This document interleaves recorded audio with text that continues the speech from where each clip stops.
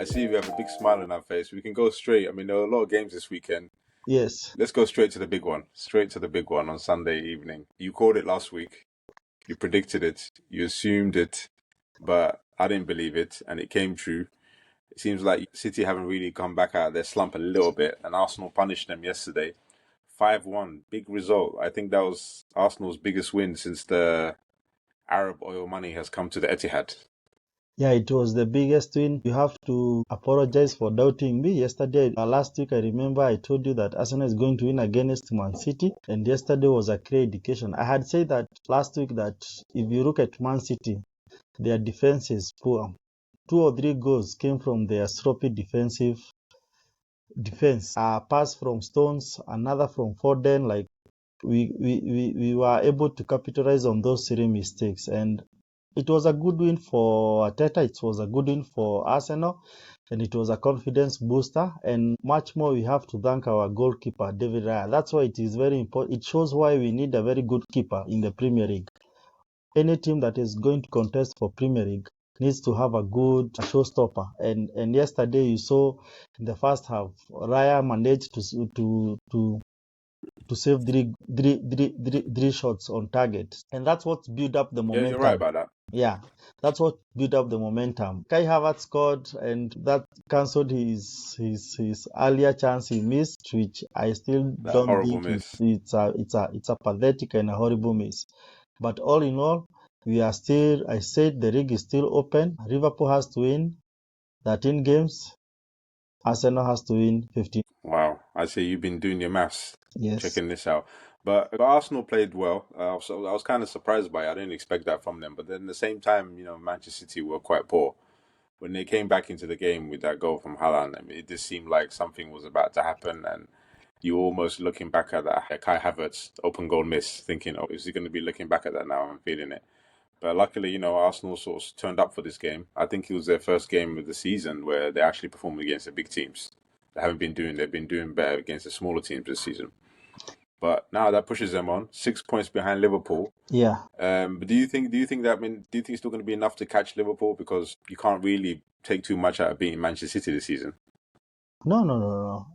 As I said last week, that it's still open because those are 6 points. One thing I'm sure is that Liverpool is not going to win the Merseyside derby. Liverpool, okay. That's a big call. Okay. Yeah.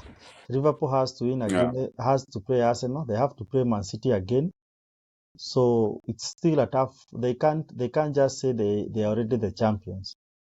Any 2 or 3 draws and everyone is up with them. Yeah, that would be a good catch up if they make any silly mistakes. But they did their job. But going back to the game itself, I mean, who stuck out for you for Arsenal? Because the young boys really shined in that game, especially Louis Skelly. I mean, what did you think of him? The last game, Harad ended up asking who the fuck he is, and this time he just proved that by scoring a goal, and then he doing that celebration. Yeah, doing that celebration. It was such a really nice game, and for the kids, both Noiri and Skelly, they did a nice job. But I think for me, the guy I would appreciate most is Partey in the midfield. He did such a nice work maintaining the midfield, because you all the long balls, the short balls, and controlling the midfield. Because when you play Man City and you don't dominate the midfield, they will tear you apart. And how Partey defended and played in the midfield was the right thing. And that's why I always keep saying that Arteta need to know Partey cannot play the right back defense. Partey needs to be in the midfield. But can you say, I mean, there's an argument to say that, Arsenal's game plan this season hasn't always been going to plan, but I think this is one game where it did go to plan, and that was getting that early goal and then being able to hit the team on the counter. I mean, do you think it would have been a different game if Arsenal didn't get that early game and the game was still dragging on 0-0 and going on? The difference of yesterday's games and the previous game is that we used to score and start defending. Yesterday we demonstrated that after we scoring a goal, we were hungry to score for more goals, and that's made the difference of yesterday and the other games. And I hope they pick up on this spirit, because if by halftime we were 0-0, I think we would have reverted back to defense system. But now it has shown that we can do the counter attacks, and the change of strategy really worked for us. Yeah, I mean, I like the game. I like the turnout for the game. Guardiola, from his side, I mean, he knows anyway. It's almost like a real build for him this season. But one of the things I didn't like of that game was Arsenal's sort of unprofessional behavior. In terms of like Gabriel's behavior towards Haaland, even Louis Skelly. Louis Skelly, you're a young boy, you're 18 years old, a big player has called you out. It doesn't really matter. You don't need to go and act in a way like, because Arsenal haven't won anything yet. When you look at it, nothing's been won yet. You beat City, yes, but they were champions for the last 4 years. They can sit back and go home tonight and still look at their trophies and their medals. Whereas like this Arsenal team hasn't done anything yet. So it just goes to show if it goes to the end of the season, they lose. I don't like this indiscipline kind of stuff. You're pumping the fist, you're jumping. I mean, you haven't won anything. It's another game. You should have treated it as another game and then just moved on. I think it is a game of egos. Who has the bigger pride? I know Man City has the pride, but the boys still remember what happened at Etihad. We were reading that game and we conceded at the last minute. And because we remember, Trossard was red carded unfairly, and meaning that we played less than the Man City game. And you saw how Haaland behaved after they scored that game. So I think they were all squaring out. Now the focus is how are we going to manage to win the next game? We are done with City. Liverpool is still to come. We are still to play Man United. We are still to play other big teams. So I think our focus should now just move away from City. And also we have to play Newcastle. Is it on Wednesday on the Carabao Cup? Okay. Yeah. Well, I guess we're going to have to see how they move on that game. I mean, it was a great result for Arsenal. No, They're back within touching distance. I'm only scared with one thing. With yesterday's performance, I don't think Arteta will sign any striker. Where is he going to sign striker from? The window? The window is gone today. Today's the last day of the window. Yeah, so I don't think he's going to be getting more strikers. Yeah, but all right then. Now let's go on to the other big game, or the other big result when you look at it. And we thought Liverpool going away to Bournemouth. Bournemouth might be in a bit of banana skin, but at the end of the day, Bournemouth didn't take their chances they had, did they? That's what it came down to in that game. It's whoever took their chances, and Liverpool took their chances. The question is, was that a penalty? Oh, well, it was. I mean, if you look at the letter of the law, it was. He clipped him. I don't think it was a penalty. I don't think he clipped him. Yeah. He was running, he clipped him. I took him down. Day by day, the professional footballers are also learning how to clip themselves and dive, and I don't think it was. No, that one is not clipped. No, that was there was a video. Full video replay. That's why it's called VAR.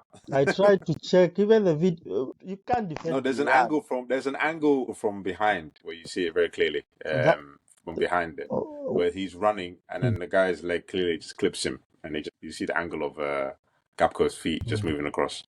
It was a good win, having them going to Bournemouth and score 2 goals, one and a goal for Mo Salah. So Liverpool are the team to beat, but yeah, I think fatigue is catching. Mo Salah, man. They have Mo Salah, but soon I think fatigue is catching up with them. The players, yeah. I think they have to play a game on is it Tuesday? Okay. Yeah. Is that the Everton game? Yeah. No, not the Everton. The Carabao game. Okay. Oh yeah, yes. Okay. Yeah. So yes, and from the look of things, I think fatigue is building up within the players. So my honest opinion is like we have to observe Liverpool in the next 4 games. Yeah, but we said that a while ago. Remember, the beginning of the season, we said let's see how they are when they play the big teams, and they came through that. Right now, they just seem to be going through the motions. I think they went through a little bit of patch of drawing. They didn't get any defeats in those moments. So I think the most recent defeat they had was against the Champions League, wasn't it, last week? Yeah. That PSV. So, and again, they came this weekend. It was meant to be a tough one going to Bournemouth. I mean, they got the result. I mean, we know what they know what it takes to win the title anyway. They've got players in there that have won the title. They've had a 4-year hiatus of watching City do it. So now it's almost like the opportunity is there, and City's faltering, and it's just about between Liverpool and Arsenal, who's going to take the spoils of this season, I think what's make the difference of Liverpool and Arsenal is that if you look at the Liverpool squad, we have few players who have lifted the trophy.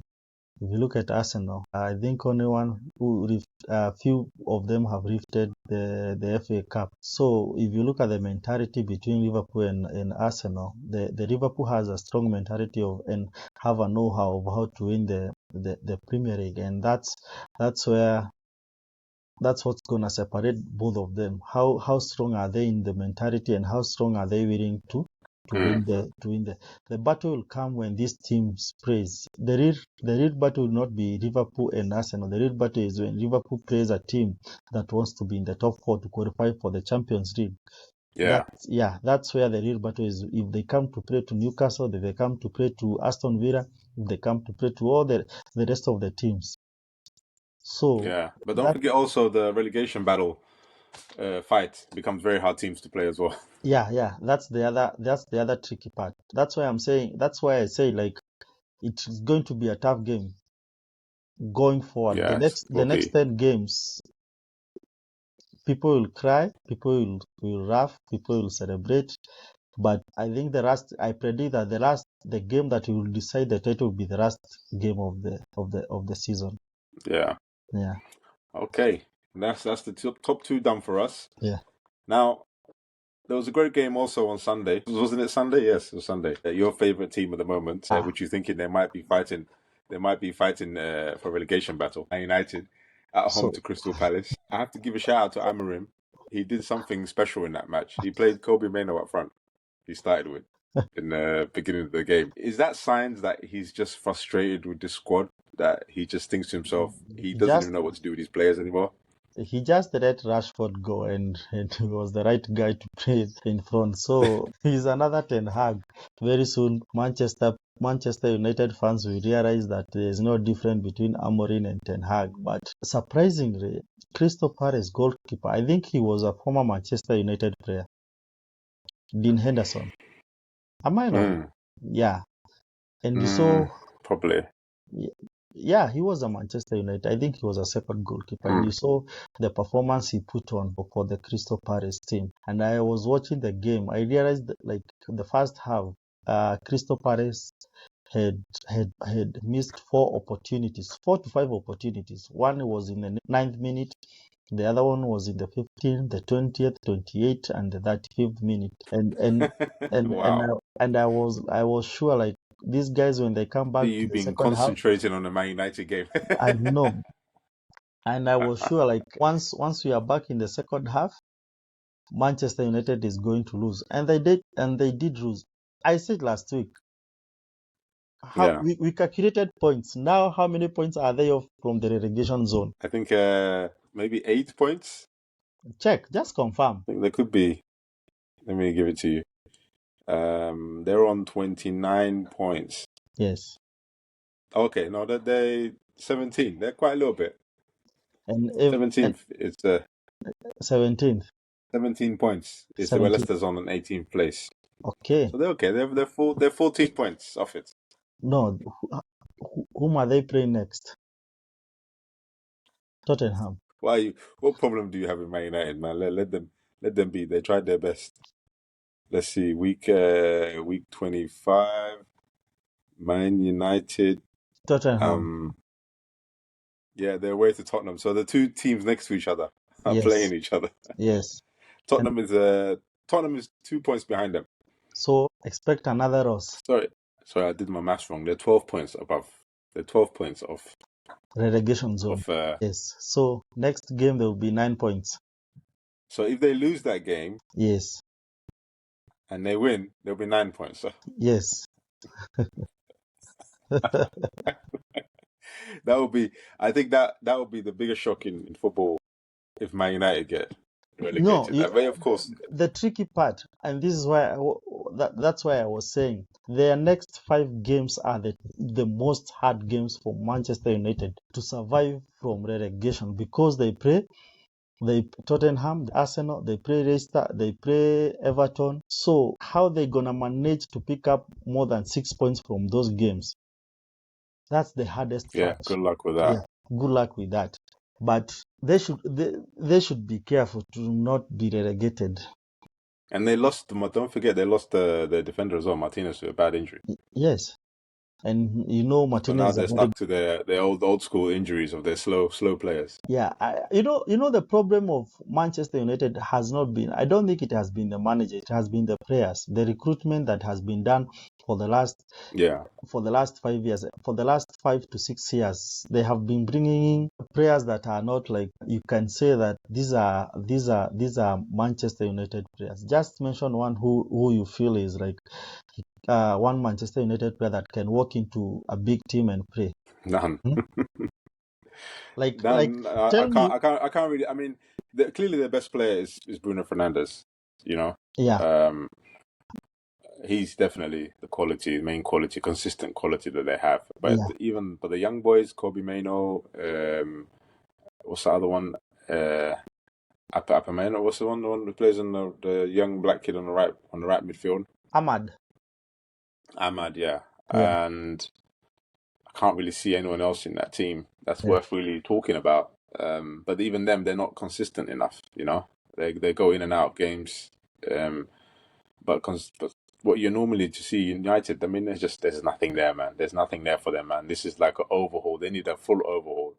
They are worse than the worst times that Arsenal were going through. This is like really, really bad times for them at this moment, this level that they're playing. Was there any point of having Mainoo play up front? What did you think of that when you saw the? Well, what I think of that is that he just doesn't think he has any strikers. He doesn't trust Højlund. He doesn't trust Zexi. He thinks they're useless because when you're a striker, Mambo, you have one job. To score. If a club signs you for 60 million or 70 million, and you're going in games, and you're going through games, and you're not scoring goals, what are you there for the club for? No, you're not being paid to just run around on the pitch. You're the striker, so of course the manager has to try something. Even if he has to take a centre back and be like, let me even try the centre back, maybe he might do something. So there's a lot of issues for them. Let's move on. Manchester United. Yes, Man United is done. So let's go on. Let's go on for that. Okay, let's just quickly give shout out for the rest of the games that went through. First of all, we can go to Nottingham Forest. They had that massive win against Brighton. Yeah. That's a good reply from that 5-0 thumping they got from Bournemouth the other day. I know. Plus a hat trick for Chris Wood. That was a good thing. 3 goals and yeah. And I was shocked to see Nottingham beating Brighton 7 goals. Like no one expected that, but keep telling you how Premier League is full of surprises. Yeah, that's a big surprise. And then add the other surprise to that. Brentford losing to Tottenham. Brentford losing to Tottenham. That was also a big surprise, considering what Brentford's form has been. And then even another surprise is Fulham going away to Newcastle. Yes. And winning 2-1. I know. So I can give a little bit of hope for Arsenal for the Carabao Cup. It could be something there, which I doubt anyway. But that's also been another shocking result. And then also Everton had a good result as well. Oh, Moyes. Yeah, Everton, brilliant result. 4-0 beating Leicester City. Southampton winning away to Ipswich 2-1. And then Wolves as well. Wolves against Aston Villa. Wolves got that much needed 2-0 win. That helped them just sneak out of the relegation zone. So you're thinking maybe that little survival mode for them. And of course, on the Sunday games, we know what happened on Sundays. But it's been it's kind of tough to call what's going to happen in the Premier League on top and bottom. The bottom is definitely a bit tricky because I think the bottom 3 or 2 teams are like, they're slowly catching up with other teams. But Everton, it seems like David Moyes was a good signing for them. And then later on today, we've got Chelsea, West Ham. That's a Radan derby, and I think Chelsea will win the game. Yeah, because Chelsea are in 6th place. That could take them above. If they win, that would take them above Newcastle and Man City into 4th place. Yeah, Chelsea is going to win the game. Yeah. The advantage. So it's definitely a must-win game for them because Nottingham Forest have also stretched a little bit from the 4th place. So they're 6 points from 4th place. Yeah. So they made a little gap there. So you don't want Nottingham Forest to run away too much from these guys. I don't think there's Nottingham will finish among the top 3 teams this season. It seems that way. Yeah. How they're playing anyway. Yeah. It seems that way, the level they're playing. And then if we quickly take a look at individual players, Salah is still on form, 21 goals. Salah is still on form. Haaland still scored 19. Yeah. and Chris Wood, Isaac. Isak on 17. Yeah. It's And a then very for the assist, you got Salah on 13, Antonio Robinson on 10, and Bukayo Saka on 10. yeah. So of course Salah is still this season really killing it. Yeah. So that's how he's looking at right now. But looking forward to the next games. What are you looking at? What games in particular are you keeping an eye out for? Manchester Because United game and at Tottenham.